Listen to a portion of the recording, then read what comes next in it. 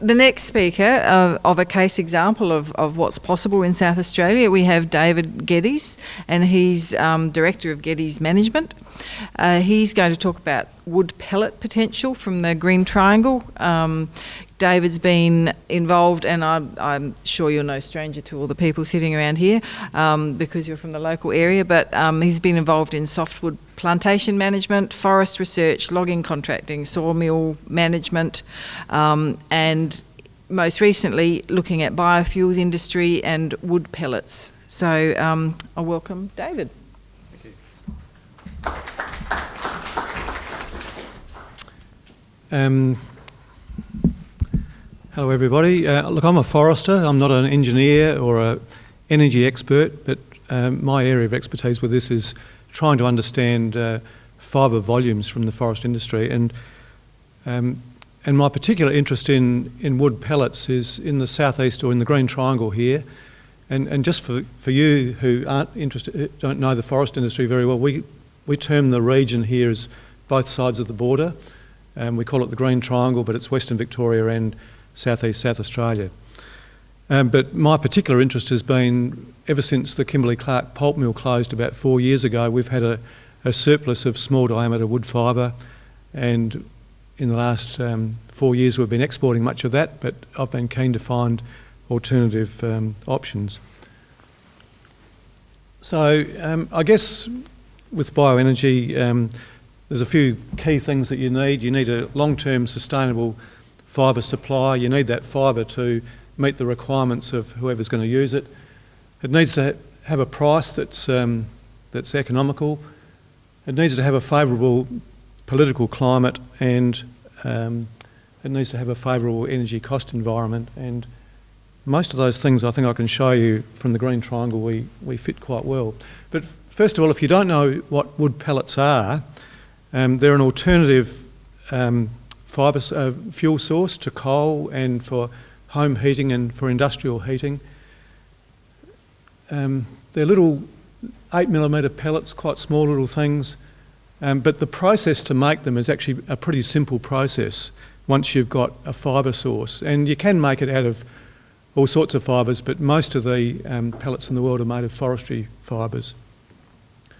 So it's initially chipped to get it to a uniform size, dried to get it to a uniform moisture content, then it's hammer milled and conditioned with superheated steam to make it ready to go into the pellet press, and then it's forced through, and that's a pellet press there, it's forced through little holes, you can see all those little holes there, to come out as these pellets, and as this superheating and forcing is going on, the lignin from the wood is extruded and it releases and binds the pellet. So as the pellet comes out, it comes out at a very hot temperature, but as it cools, it hardens. And so you end up with this product that looks like that, that's reasonably easy to transport and is used, as I said, for alternative fuels. To convert fibre to pellets, it depends on what the fuel is. The better the quality of the fuel, the better the conversion. So if you just have leaves and bark and rubbish off the forest floor, you'll have a terrible conversion factor. If you do whole tree chipping, and this was one of my operations in Western Australia a few years ago, where we were cutting down burnt blue gum trees and sending them to the pellet plant at Albany. So we were chipping the whole tree, all the branches and everything, leaves, and we were getting a pellet conversion of 1 green metric tonne to 0.55 tonne of pellets. But if you take wood, like pulpwood, just from a tree, then you get a much better conversion, 0.65. So we'll think more about that during the presentation. So where are the markets? The main markets are Europe and America and Italy. And then after that, Sweden, Denmark, Germany, and UK, Italy, Denmark and South Korea are key importers of pellets, and I'll talk more about other importers later on. But interestingly, in Europe, 75% of the European pellet demand is actually met from European suppliers. the reason I've got that graph there of the Japanese situation is in this region we've had a long history of supply to Japan in terms of wood chip. And Japan is a fairly major pellet user as well, but most of the pellets in Japan come from Japanese forests, and you'll be surprised to know that in Japan they have 5 times the area of plantation that we have in Australia, which is quite amazing given their topography. But this little graph here is just showing you the pellet production in Japan since 2003. Been a fairly big jump, but they're still importing some pellets, and a lot of those are coming from Australia. So what are the political demand drivers? And the first presentation gave us a hint to some of those, but Europe is a key pellet demand driver, where they're replacing coal with biofuels, bioenergy, as a means to reduce greenhouse gases. So it's a political issue. And the UK, Denmark, Belgium and the Netherlands were very heavily dependent on coal. They don't have a lot of biofuel alternatives, so they're major importers. And again, the first presenter gave a bit of a hint on this, but there's an EU 2020 that requires the doubling of energy produced from renewable resources by 2020 from a base in 2005. So there's a big need in Europe for these alternative energy sources. And each of the countries in Europe have different targets, and it depends on their socioeconomic situation and all sorts of other things, but they have to develop a plan to be able to double this energy production from renewable resources, and that's where the pellets come in. Now, I mentioned that the EU is a fairly major producer of pellets. In fact, 75% of all of the pellets in the EU come from the EU itself, but despite that, the EU is a fairly big importer of pellets, and this is a graph of pellet imports into the EU since 2009. It's a fairly big jump. So we're talking about a pretty big market. And this is some data that just came out last week. This is from International Wood Markets Group, and they put out a report about every quarter, and this was their report from last week. They're saying that global wood pellet production is continuing to expand to meet the demand, as you'd expect. The demand growth is due to the government policies to reduce greenhouse gases. They say that wood and woody biomass for energy production and for heating is one of the fastest growing sectors of the wood and energy sectors. And the thing that's really interesting with their work is they estimate that global pellet consumption will grow from 28 million tonnes last year to 49 million tonnes by 2020, so nearly double in 5 years. That's a fairly big jump in pellet demand. So where are the main suppliers for pellets? I've mentioned a few times now, EU is the major supplier. The 2014 data was that 48% came from Germany, Sweden, Latvia, France and Portugal, 30% from the US, and I know more about the US situation than I know about the EU situation, and 22% from the rest of the world, including Australia fits into that. And that's pellets going along a conveyor belt in the Australian plant at Maryborough. This is some data I got from Wood Resources International at a conference I went to in Georgia last year, and this is showing the pellet trade from North America to the EU, and particularly the big jump from the US in the last 5 years or so, a really big jump. And this next picture just gives you a bit of a feel for the US. It's a bit of a complicated slide here, but those dark green dots were operational wood pellet plants in the US in 2014. And the blue ones are proposed plants in 2014, and the bigger the dot, the bigger the plant, and those really big dots are 500,000 tonne pellet plants. If you think about the world, America, the east coast of America is very well placed to export to Europe. It's just got to go across the Atlantic. Whereas the east coast, the west coast is like us. We're a long way from Europe, but they're quite close to Japan and China and other Asian countries. But the big growth in pellet production in the US is in the US South. And all these ports, all the major ports down the US South, from Virginia, the Carolinas, right through Georgia, Alabama, Mississippi, Louisiana, and right through to East Texas, this is a major wood basket supplier of wood pellets for the world and mostly to Europe.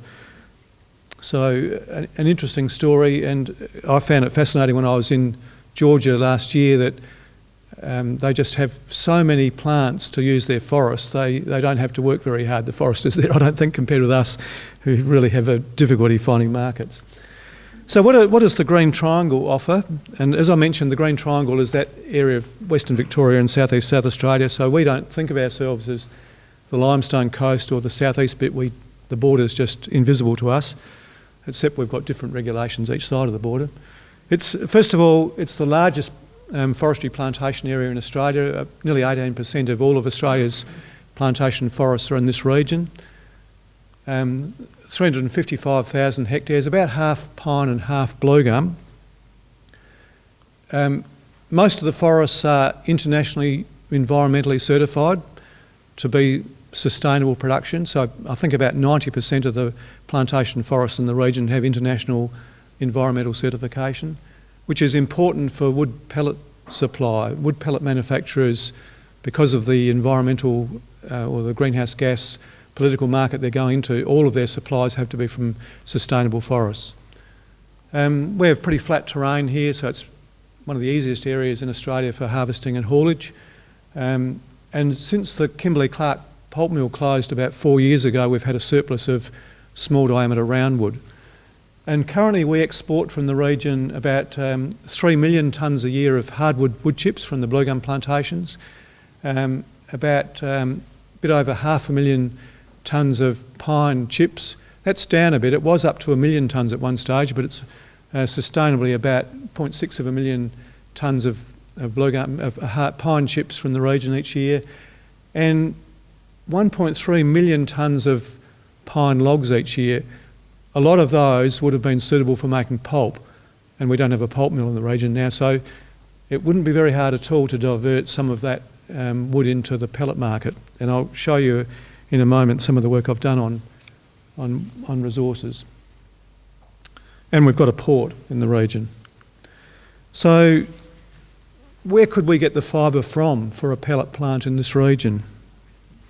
And what I've done here is listed the sources of fibre, and this isn't just for pellets, it could be for anything, but I'm particularly looking at pellets, in terms of volume available and cost.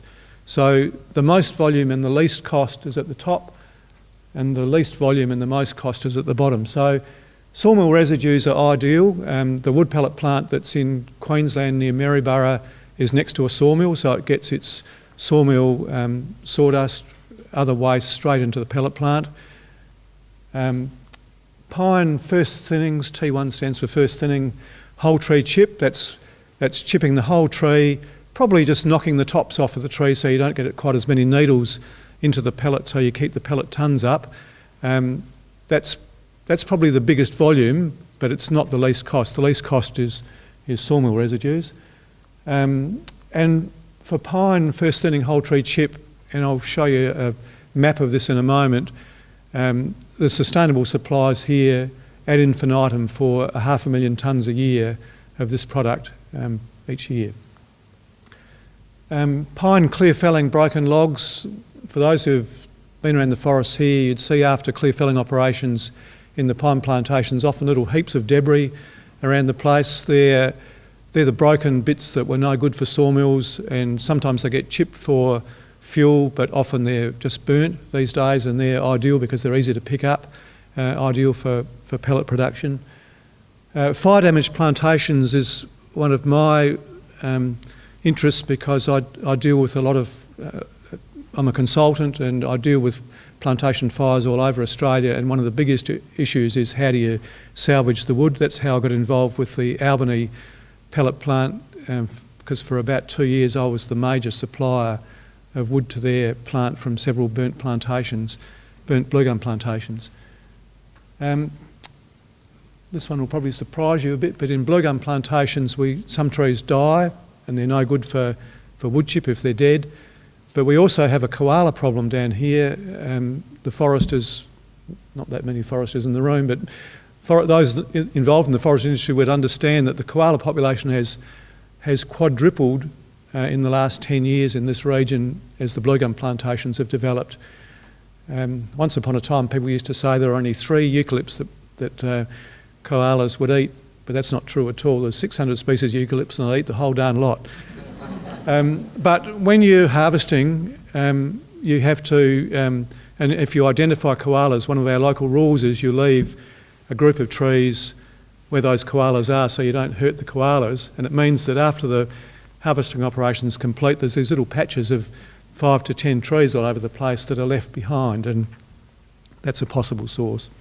Logging residue, when I first got involved with the Economic Development Board down here doing work on biofuels about 5 or 6 years ago, that was what everybody thought would be the big fuel source from the forest, the debris that's left behind, the branches and the needles and the bark and that sort of thing. There are some issues with that. First of all, sustainability issues. A lot of the forestry companies prefer to leave that debris on the ground to rot down and release the nutrients back into the soil. But also it's a very expensive thing to pick up, so it's quite expensive to pick up. And stumps is another possibility. These pictures here are from Scandinavia, but and they're doing less and less of it these days because they're looking at the sustainability issues. But that was an operation where they were pulling out stumps, and that's where they were picking up forest debris and putting it into bales like hay bales. So my thing is those are the areas where we're going to be getting the supply of pellet material. Yeah, I'm nearly there. Skip over that one.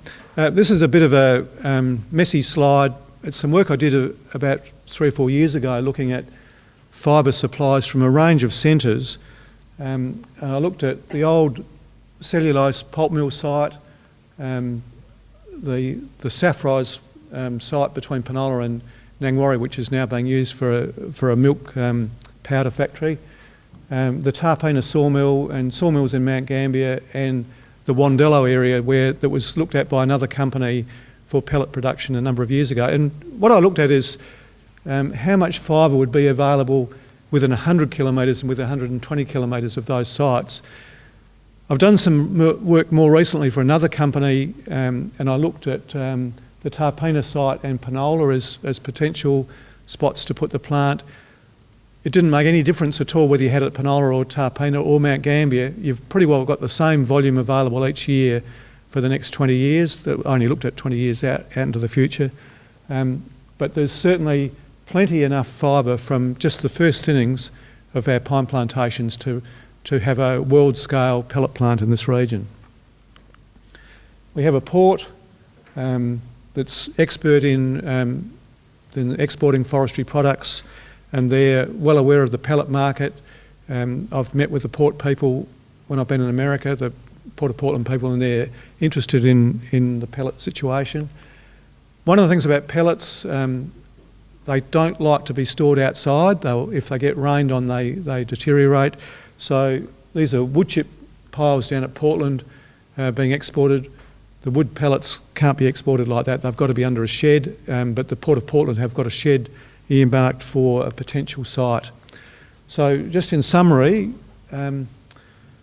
this is the largest plantation forestry area in Australia. It's environmentally audited for sustainability. There are enormous potentials for growers and manufacturers in this region for wood pellets, and there is at least one grower seriously looking at a wood pellet factory in the region right at the moment.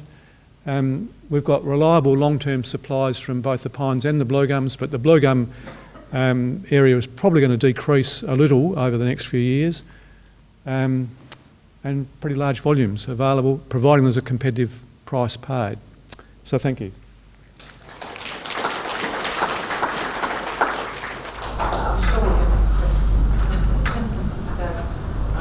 Do we know why the fruit is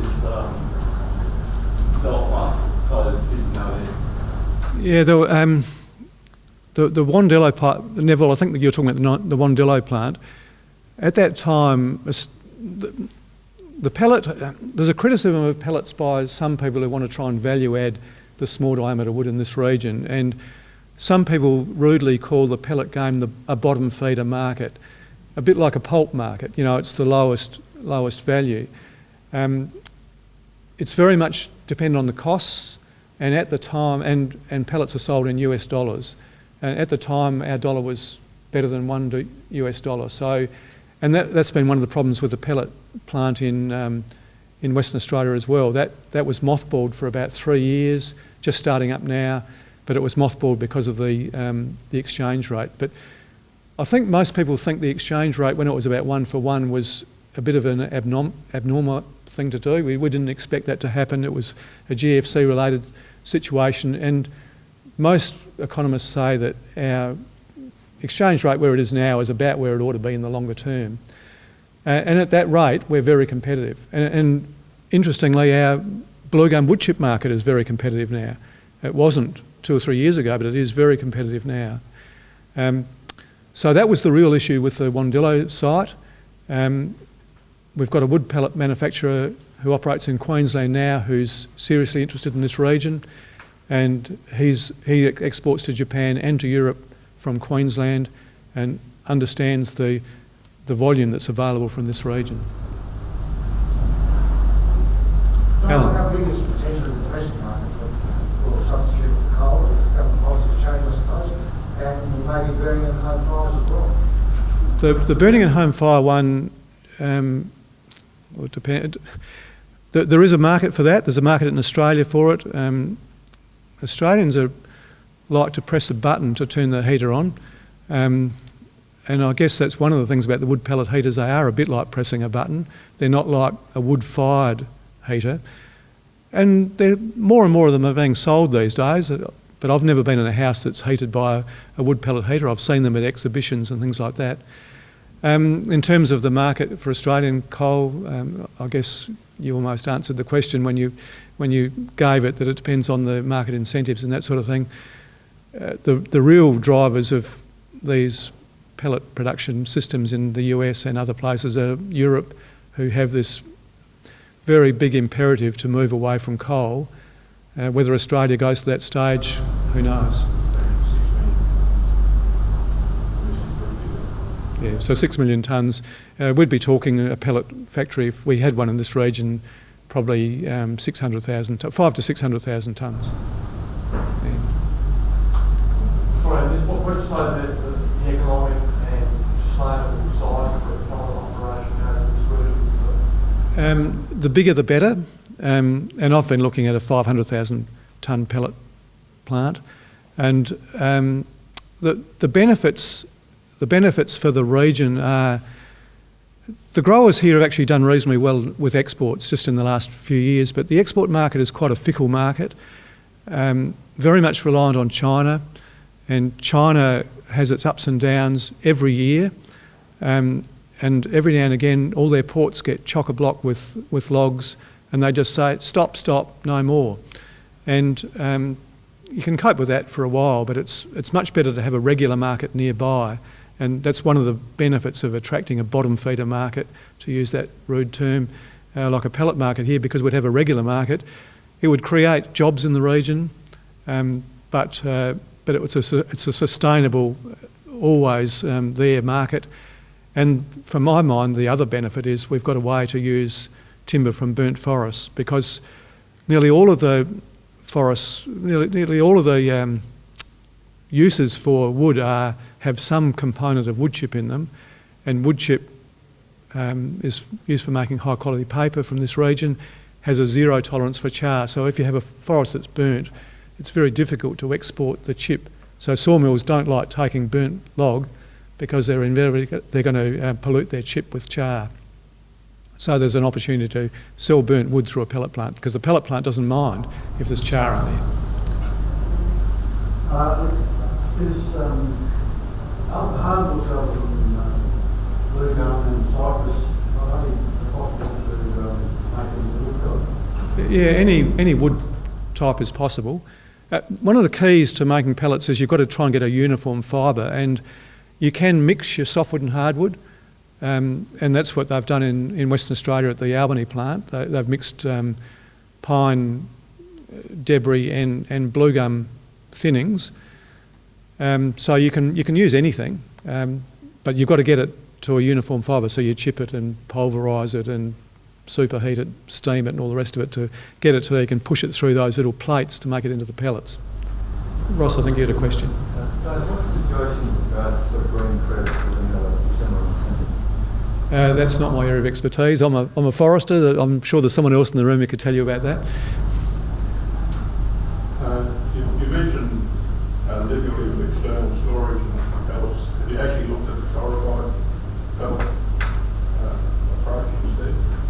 That makes a hydrophobic pellet. Personally, I haven't. And the pellet operations I've been involved with, which is the Queensland one and the Western Australian one, they store it undercover. They store the pellets undercover. And the Port of Portland have indicated that they've got a shed available at Portland that's being used for something else at the moment, but could be used for pellets if the pellet plant got up. So I think we've got time for one more question. For a statement about the regulatory environment, I think differentiating many of the markets that we ourselves built into develop very quickly is that there's obviously government support for the growth of our industry, but it includes the element of support for the heats from the generation of electricity or the use of the pellet in industrial sense, but also that low grade energy comes off the back. I know that's true in many places in Europe, definitely true in Japan, Canada, and the US, state by state area, but some have big credits. I think that's what's missing from the Australian renewable energy target and the incentive government providing is almost myopic around the whole of the industry really exclusively representing. And the forest and forest price industry, the big element of our process is the demand for those low grade energy sources into our process is very important. And we as an industry could find some way of extracting some support for the use of that, particularly for biomass sources. I think that's where the real growth opportunity comes from pellets and biomass developers in Australia. Really following our competitors around the world as well, which is giving them an advantage. I'm taking that as a comment and not needing an answer. All right, well, let's thank David very much for